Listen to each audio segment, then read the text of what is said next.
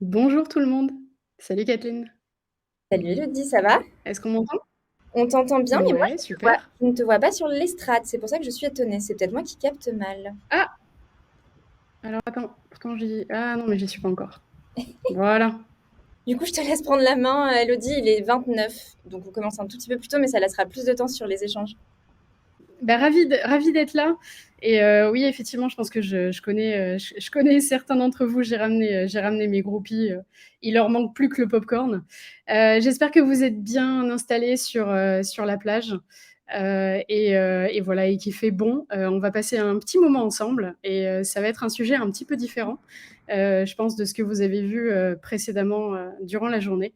J'ai vu tout un tas de sujets ultra intéressants. Et j'ai bien envie de faire le lien finalement avec ce que vous avez vu et aussi pas mal des sujets qui sont évoqués lors de cette conférence. Des sujets, j'ai envie de dire, de spécialistes ou des sujets d'experts. Et finalement, là, ce que je vais vous proposer, c'est de vous intéresser à un itinéraire, et en l'occurrence le mien, plutôt d'un profil généraliste. Donc on va voir ensemble qu'est-ce que tout ça veut dire. Donc, itinéraire, on parle bien de parcours. Je vais vous partager le mien.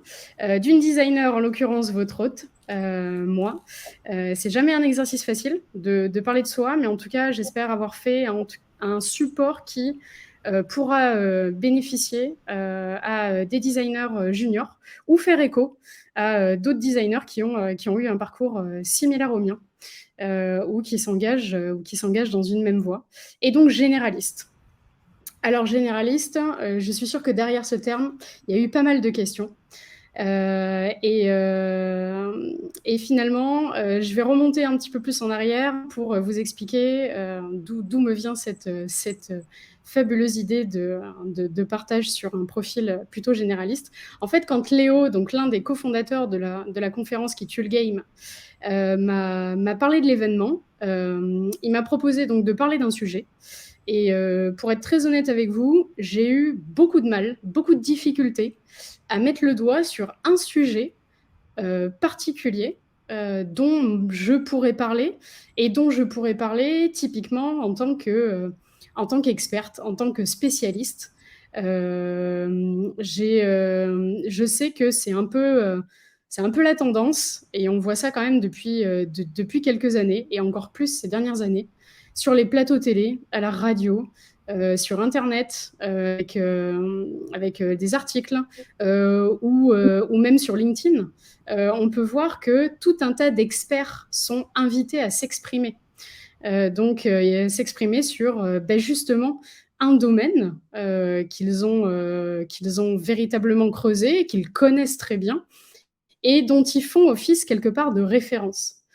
Euh, c'est une définition dans laquelle je ne me reconnais absolument pas.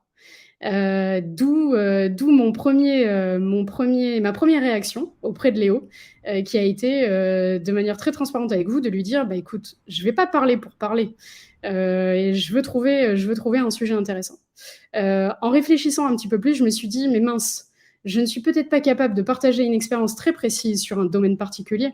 Par contre, le parcours qui est le mien, euh, c'est un parcours de généraliste. Et quelque part, le côté généraliste, ben, ça peut se défendre et on peut en parler comme d'une spécialité, ou en tout cas un domaine dans lequel aujourd'hui je peux dire que je me sens suffisamment à l'aise pour partager des choses. Alors, finalement, c'est faire un feedback, un retour d'expérience sur un parcours qui, je pense à moi quand j'ai commencé ma carrière et que j'avais 20 ans, et que j'imaginais le parcours classique, presque une success story. Si je mets mon parcours à côté, c'est pas l'idée que je m'en faisais.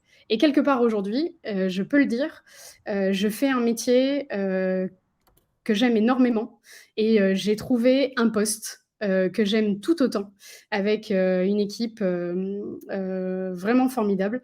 Donc je suis aujourd'hui Product Design Manager au sein de Decathlon.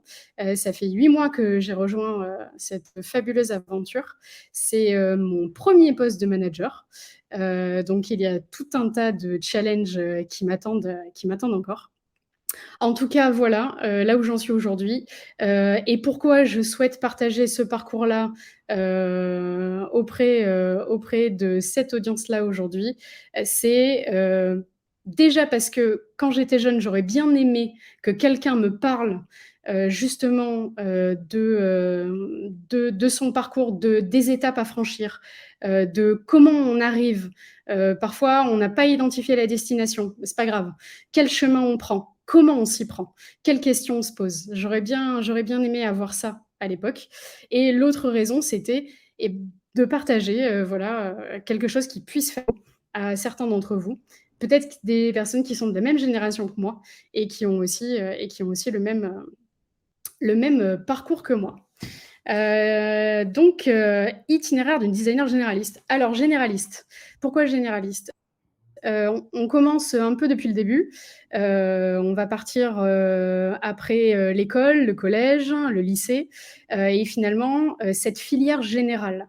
Donc, dans notre système éducatif, il y a beaucoup cette présence de la filière généraliste qui, à côté des filières plus professionnelles ou davantage orientées, mais qui aujourd'hui prennent un peu on va dire, le devant de la scène. En tout cas, on met en avant beaucoup ces filières-là dans les différentes étapes de notre progression et de notre vie. Pourquoi généraliste en opposition à ce que je vous disais avant, c'est-à-dire le côté spécialiste expert, là où une personne va plutôt utiliser une loupe pour aller creuser un sujet. Moi, je préfère plutôt la longue vue. J'aime avoir du recul sur les choses, mais aussi voir l'entièreté des choses. C'est pour ça que je parle aussi du côté généraliste comme l'approche plurielle, une approche holistique des choses qui me correspond aussi davantage en termes de caractère et en termes de personnalité. Et dernière brique pour expliquer ce terme généraliste, quand on traduit soft skills, en fait, on obtient compétences générales. Et à travers les différentes étapes que je vais vous présenter, je trouve, avec le recul, qui est le mien maintenant, que l'accent n'est pas suffisamment mis, justement, sur tous ces soft skills. Et les hard skills sont peut-être aussi plus faciles à mettre en avant, à illustrer et de surcroît, donc, à défendre. Je vais me présenter très rapidement pour que vous sachiez un petit peu voilà, qui est en face de vous aujourd'hui. Donc, je suis âgée de 41 ans, j'ai même du mal à le dire, je suis née à Antibes, j'ai un bac économique et social option mathématiques, bac que j'ai eu au rattrapage.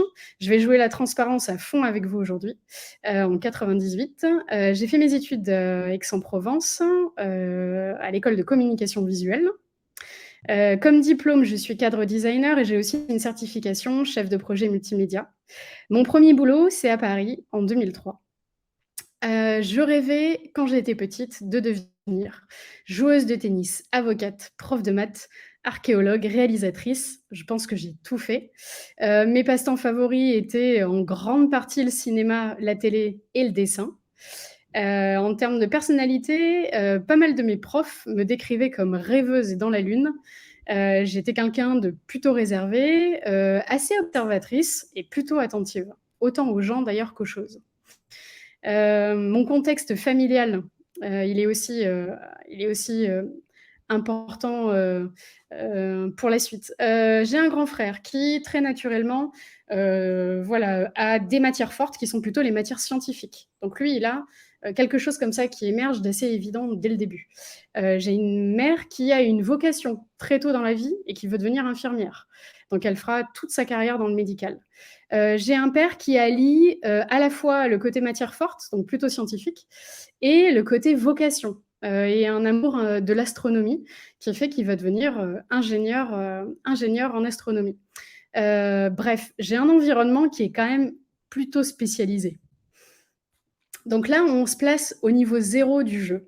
Donc Élodie s'engage dans son jeu. Nous sommes au moment du bac. Donc voilà, j'ai terminé, on va dire, le cursus donc plutôt primaire élémentaire, donc l'école, le collège, le lycée, tout ça.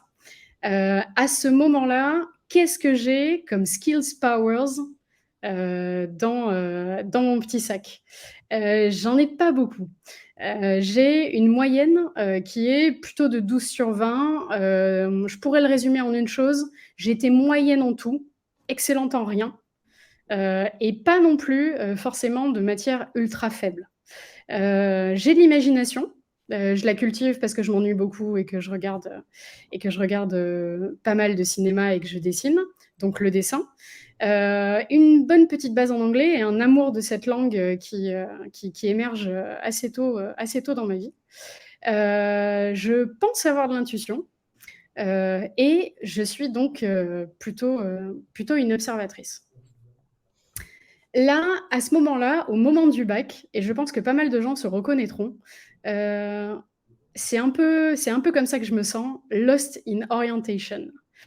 Finalement, comment choisir une voie quand on n'a pas véritablement de matière forte?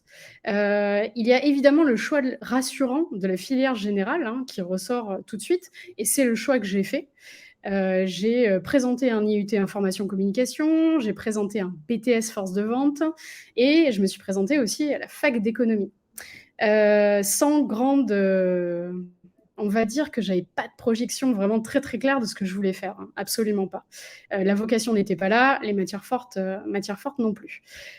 Pour vous donner une anecdote et comprendre un petit peu quelle personnalité je suis à l'époque, quand je me présente au BTS Force de Vente, mon intervieweur me reçoit et me pose cette question. Élodie, peux-tu me parler de la région Provence-Alpes-Côte d'Azur? Et là, tout de go, je lui réponds, c'est une région superficielle, il y a beaucoup trop de touristes, et franchement, c'est surfait. Donc, autant vous dire que le BTS, j'ai été recalée, et je pense que la personne en face de moi s'est réellement demandé si c'était une blague. En tout cas, j'ai vraiment fait rire mon entourage. La seule chose que j'avais en tête à ce moment-là, c'est d'être transparente et d'être honnête avec la personne en face de moi. Mais transparence et force de vente, ça va pas toujours ensemble. Donc j'intègre la faculté d'économie, donc administration des entreprises et gestion des entreprises. Et je vous le dis tout de suite, c'est un échec relatif dès la première année. Un échec pourquoi? Parce que je ne vais pas aller au bout. Le modèle d'enseignement qui est proposé par la faculté ne me correspond absolument pas. Cette distance qui est mise avec mes camarades de classe, mais aussi avec l'enseignement et donc avec l'enseignant, ne correspond absolument pas à ma manière d'apprendre. Relatif aussi parce que mine de rien, j'ai appris des choses. J'ai fait connaissance avec des matières qui sont donc très liées à l'économie. J'apprends la macroéconomie, j'apprends la microéconomie, j'apprends l'économie européenne. J'ai des cours de mathématiques qui sont quand même assez poussés. Du coup, j'ai quand même un bagage qui, m'intéresse, dans lequel, encore une fois, je ne suis pas perdue, mais je ne suis pas la première de ma classe non plus.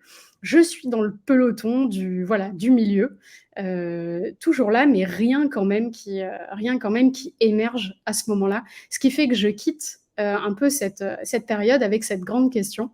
Mais qu'est-ce que je vais faire de ma vie? Donc la faculté d'éco, elle me donne cette voilà une brique, allez 2 briques supplémentaires dans mes skills powers. J'ai appris à connaître l'économie et j'ai la connaissance d'une situation particulière. Donc ça, clairement à l'époque, j'avais pas idée que ça pouvait déjà m'apporter quelque chose. Mais finalement, avec le recul, il est clair qu'avoir intégré une fac et savoir déjà comment ça fonctionne, avoir eu des cours théoriques, voilà, avoir découvert certaines matières, bah, quelque part, c'est déjà une brique. J'arrive à ce moment-là où je dois prendre une décision et me dire, très bien, la fac, ça n'a pas marché, la fac d'éco. Donc, il y a un besoin de se reprojeter, de se remettre en question et de se dire, bah, qu'est-ce que je vais faire? Et là, c'est un peu, mes premières briques qui mettent sur une piste et cette brique, cette fameuse brique du dessin, qui est un peu timide, hein, au début, mais qui est là, mes proches qui me disent, «On pense que tu dois faire un métier passion, il y a que ça que tu réussiras». Donc finalement, c'est peut-être là-dedans qu'on va aller. Et j'ai eu la chance d'être suffisamment bien entourée pour pouvoir justement me poser la question et pouvoir faire aussi ce choix-là. Mais quand on décide d'explorer les filières artistiques, alors là, bonjour, parce qu'il y a un tas de choses. Et à l'époque, c'est-à-dire il y a 20 ans, c'était, voilà, tout ça était encore quand même très flou. Il y avait pas mal d'écoles publiques qui étaient plutôt ouvertes à des cursus scientifiques, d'autres avec des dossiers qui nécessitaient quand même d'avoir un assez bon niveau scolaire. Voilà, aucun des deux cas n'était mon cas. Et il y a le choix des écoles privées. Je sélectionne une école qui s'appelle l'ECV, donc École de communication visuelle, avec cette question que je me pose sur ce niveau 1, c'est est-ce que j'ai fait le bon choix? La filière artistique. Qu'est-ce que j'apprends à l'école de communication visuelle? Déjà, bingo! Apparemment, le dessin, c'est vraiment mon truc. Donc ça a un côté tout de suite très rassurant. Je me dis: «OK, sur ce point-là, il semble quand même que je ne me sois pas trompée». J'apprends évidemment toutes les matières qui sont relatives aux arts, donc la photographie, la typographie, la mise en page, l'identité visuelle, la publicité et la conception assistée par ordinateur qui commençait à émerger, donc Photoshop. J'apprends aussi ce qu'est la créativité et je rajoute une brique à situation puisque voilà, je fais la connaissance d'une nouvelle situation qui, sur plein d'aspects évidemment, vient m'enrichir. Mais j'ai exactement la même conclusion que lors de la première partie de mon cursus, hormis le dessin où quelque part, je quitte un peu le peloton du milieu et j'arrive à prendre parfois un petit peu la tête de la course. Sur toutes les autres matières, c'est la même réflexion qu'avant. C'est je suis présente partout, mais je ne suis pas la meilleure. Et ce dont je me rends compte aussi à cette époque-là, c'est que ma jeunesse ou mon manque de maturité, quelque part, m'empêche à un moment donné de franchir certaines étapes. Et là, c'est un peu l'aventure intérieure. Pour ceux qui connaissent le film, ça commence pas très très bien, mais ça finit bien. Euh, quand on fait une école de créa, et en tout cas moi c'est ce que j'ai perçu, c'est qu'on a sur les épaules une sorte de pression, une espèce d'obligation d'être créatif à tout prix.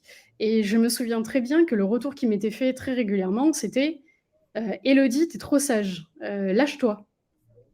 Lâche-toi. Ah, je me disais, mais lâche-toi, ça veut dire quoi? Ok, lâche-toi, très bien, j'enregistre. Progresser, à ce moment-là, je le comprends aussi, voilà, progresser, c'est aussi apprendre à se connaître. Donc finalement, l'évolution qu'on peut avoir dans sa vie personnelle et en tant qu'être humain, eh ben, ça vient aussi driver, mine de rien, toute son évolution professionnelle. Il y a aussi cette idée de OK, j'acquiers de la technique, mais quelque part, quand on est dans une filière artistique, on a ce duo un petit peu technicité vs vision artistique. Comment être à la fois artiste et technicien, qui est voilà, d'une complexité folle quand on met ça sur un papier. Et la question de la spécialisation, qui revient encore une fois. Certes, j'ai choisi ma filière. Certes, je pense que je me suis engagée dans une voie qui me paraît plutôt pas mal. Mais eh ben, comme partout et comme souvent avant, je vois des designers et à l'époque des graphistes, qui se sentaient plus à l'aise à partir sur de l'illustration, et c'était tout naturel et c'était évident. D'autres beaucoup plus sur la photographie, d'autres qui se voyaient pubard tout de suite, très, très concept, tout ça. Moi, pareil. Je ressens un peu le même engagement sur toutes les matières. J'ai à peu près le même feedback de la part de mes professeurs. Donc, quelque part, encore une fois, pas de matière forte véritablement qui émerge et aucune question de spécialisation, d'expertise qui prend naissance à ce moment-là et quelque part, je le vis de manière contrariée. C'est-à-dire que je pense que je passe à côté de quelque chose. Je quitte cette aventure-là et donc le niveau 2 avec cette grande question du bon, bah maintenant, que vais-je faire de tout ce que j'ai appris et comment je vais m'en servir et comment je vais le mettre en pratique. J'accède donc au niveau 3 qui sera ma première mission professionnelle, donc directrice artistique junior en agence de communication. Qu'est-ce que m'a apporté l'agence de communication et le fait d'être directrice artistique déjà, au niveau du dessin, ou en tout cas voilà, des arts et même de la maîtrise de Photoshop, j'arrive à voilà, augmenter mon niveau. Donc de ce point de vue-là, on peut dire que sur Photoshop, à un moment donné, j'arrive à killer le game. Je deviens assez pro dans le montage photo. Et d'ailleurs, c'est quelque chose qui me plaît beaucoup. Évidemment, la notion de créativité, elle prend aussi tout son sens. Là, on est en plein dedans. On est face à des clients qui ont besoin de concepts. Tout ce que l'on a appris, on doit le mettre en application. Et il y a des petites briques qui se créent. Donc, j'ai la connaissance d'une situation supplémentaire, et là, on est sur une situation professionnelle, d'où la brique expérience. Donc, je gagne une brique expérience. Je me rends compte que le relationnel est un aspect plutôt fort pour moi. Autant d'ailleurs, ça me motive et j'ai envie de travailler avec les gens. Ce travail d'équipe, cette solidarité, ces échanges, et les gens me le rendent bien. Donc, je me rends compte que c'est quelque chose de fort et je l'identifie à ce moment-là.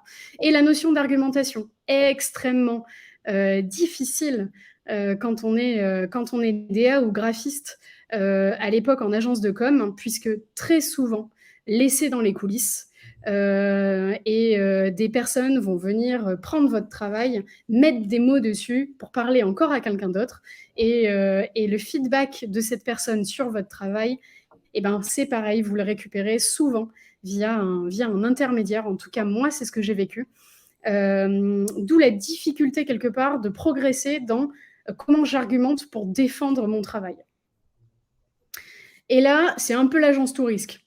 C'est-à-dire qu'en agence de com, je quitte ce niveau 3 avec toujours ce truc j'étais à la recherche de cette espèce de pierre de la créativité, mais j'ai toujours pas l'impression de l'avoir trouvée. C'est-à-dire que c'est un peu le Saint Graal, tout le monde en parle, personne l'a vu, à quoi ça ressemble? Je la touche parfois du doigt et hop, ça s'évapore. Donc c'est quelque chose qui m'est encore lointain à ce moment-là. Le lâche-toi qu'on m'a sorti avant, celui-là, il veut pas me lâcher. Donc je l'embarque avec moi, il fait partie de mon bagage, il me fait cauchemarder pendant des années, lâche-toi, qu'est-ce que ça veut dire? Le monde de l'agence de communication, comme je viens de vous le décrire, qui est un monde un peu particulier, je pense que certains d'entre vous en ont fait l'expérience. Là où aujourd'hui, quand on parle de l'expérience utilisateur, on connaît l'importance d'aller recueillir le feedback au plus près de la personne pour véritablement avoir une idée de ce qui se cache même derrière les mots que cette personne utilise. Voilà, à l'époque, on mettait un mur entre le créatif et le client. Et ça, clairement, ça ne me plaisait pas du tout.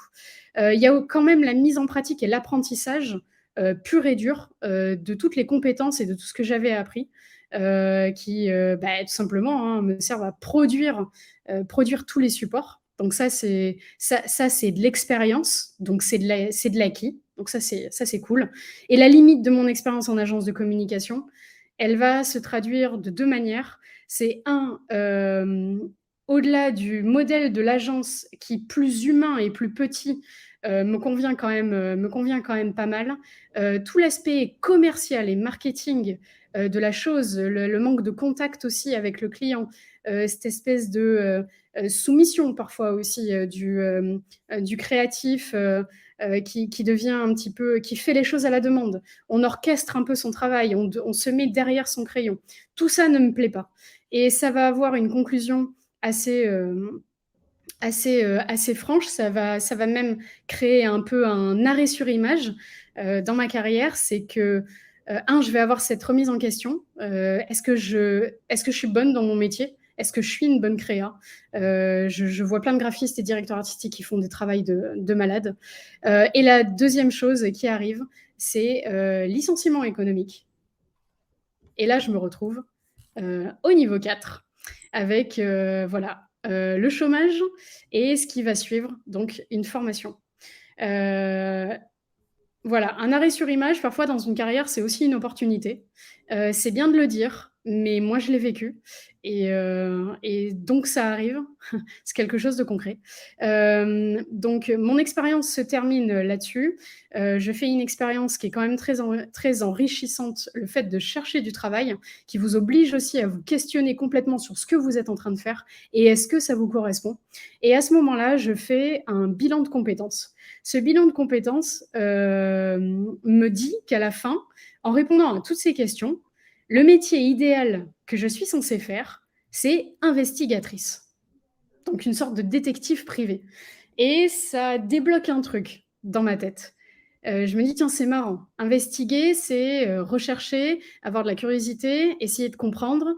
Et c'est vrai que c'est un schéma dans lequel je me reconnais plutôt bien. Du coup, j'ajoute cette brique. Je me rends compte que l'investigation, ça me parle. Mais mettre un métier derrière, hors de question de devenir détective privé.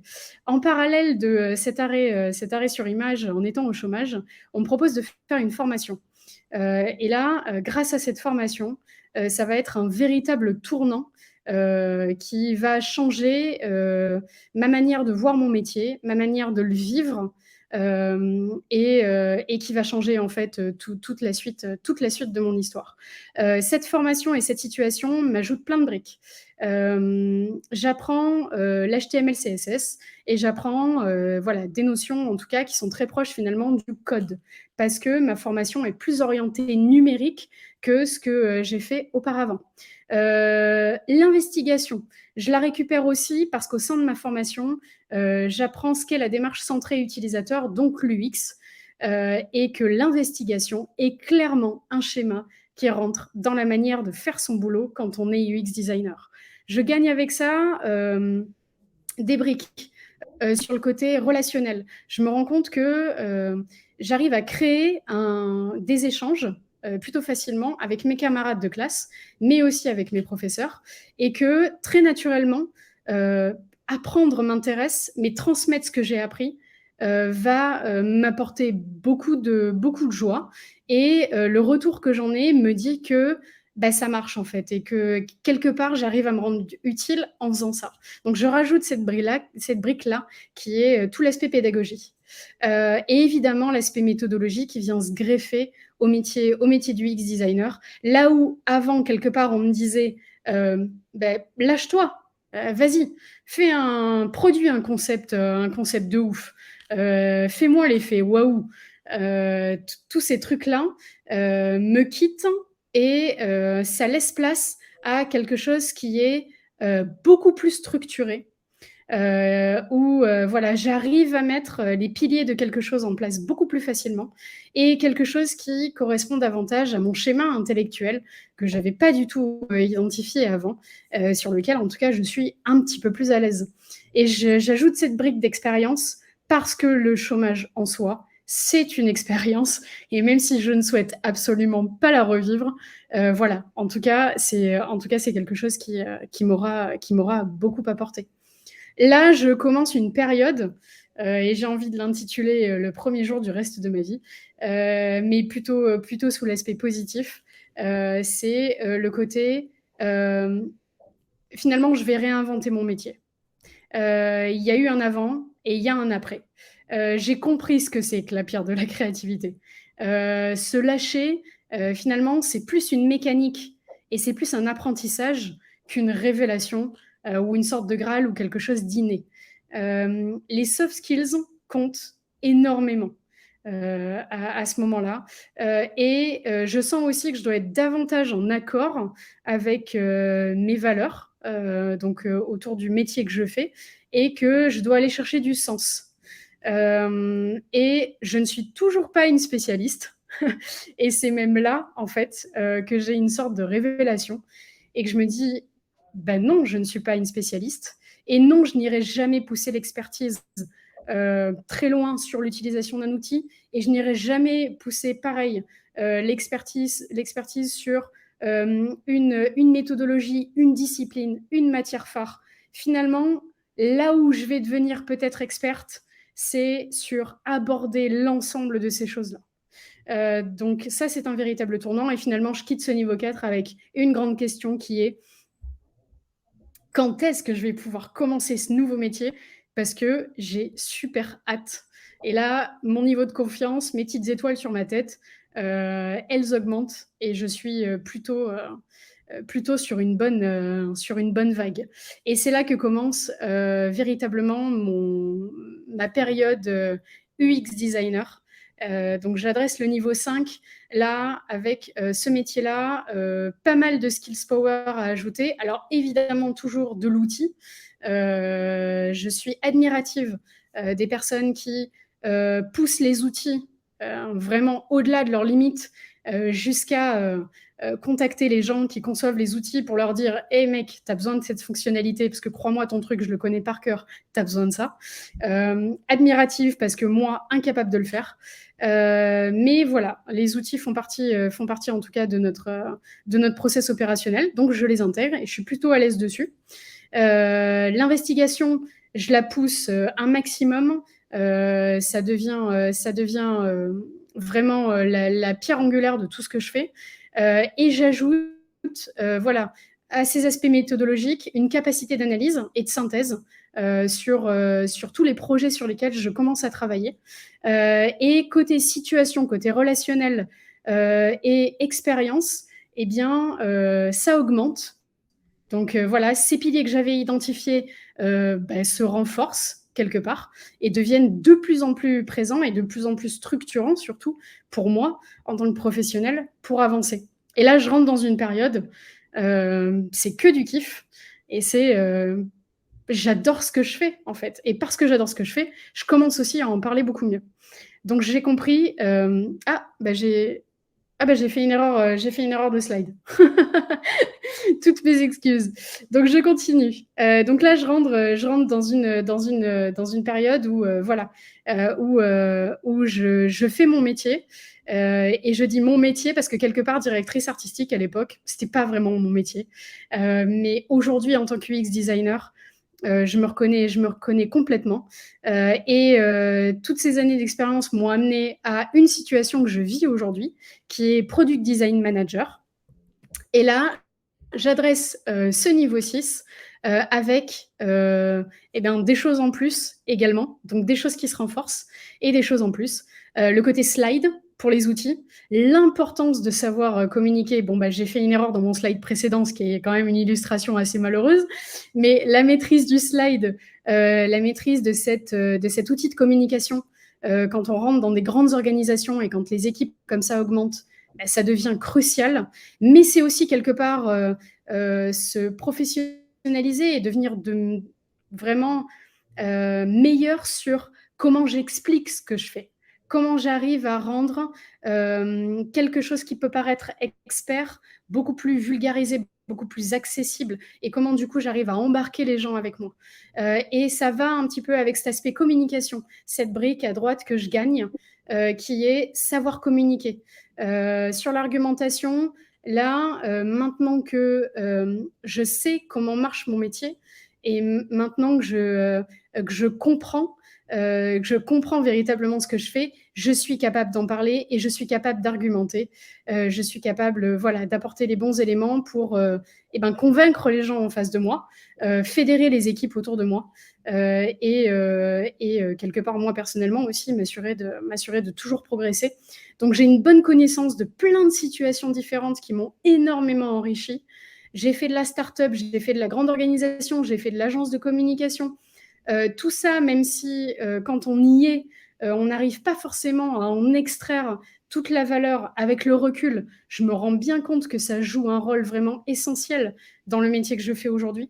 Et le côté tout nouveau aujourd'hui que j'adresse, qui est le côté administratif, qui commence avec une petite brique sur mon level 5 parce que j'ai énormément de progrès à faire.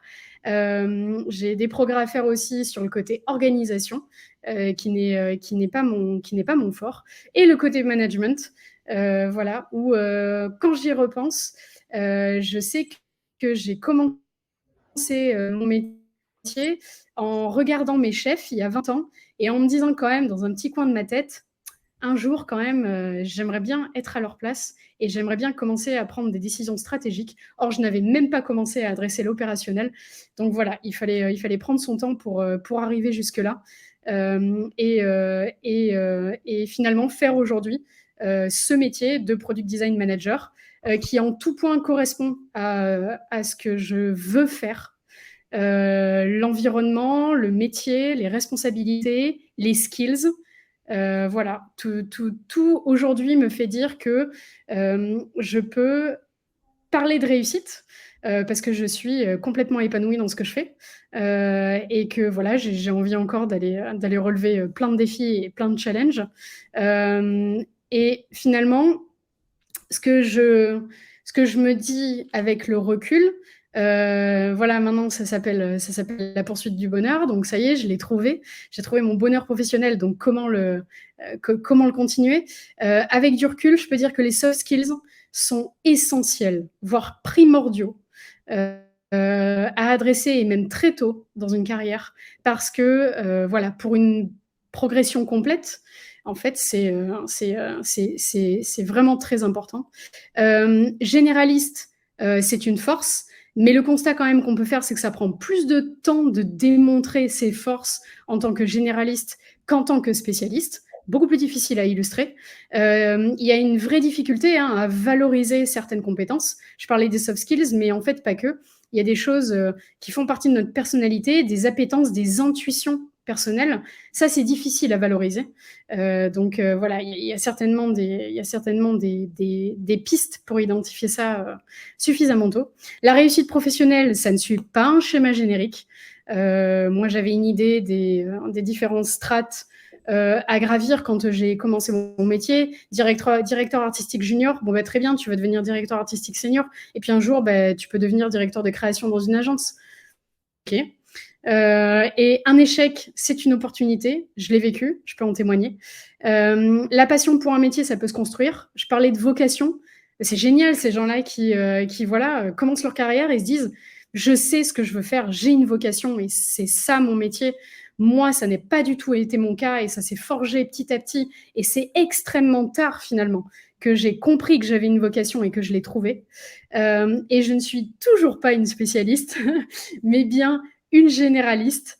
Et c'est aujourd'hui ce que je cultive et ce qui me permet, je pense en tout cas, d'apporter de la valeur et d'être utile au sein de l'équipe avec laquelle je travaille. Et quelque part, maintenant, je quitte le niveau 5 avec cette grande question de vais-je être une bonne manager pour mon équipe? Donc voilà, si je reviens sur ce slide de départ, être généraliste, c'est un parcours à part entière. Et c'est difficile, peut-être plus difficile à valoriser et plus difficile à identifier. Difficile aussi de mettre ça en valeur, par exemple, dans un CV. On le voit aujourd'hui, les UX designers ont beaucoup de mal à véritablement mettre en lumière sur un support tout ce qui va les aider, eux, en tant que personne, à bien faire leur boulot au sein d'une équipe, au sein d'une organisation. Donc, tous les aspects voilà, relationnels, émotionnels, attention, voilà, écoute, toutes ces choses-là qui vont participer à faire un bon professionnel. Donc, voilà, je ne suis pas une spécialiste et je suis admiratrice de tous les spécialistes et les experts sur leur sujet. Cette approche plurielle, je la cultive.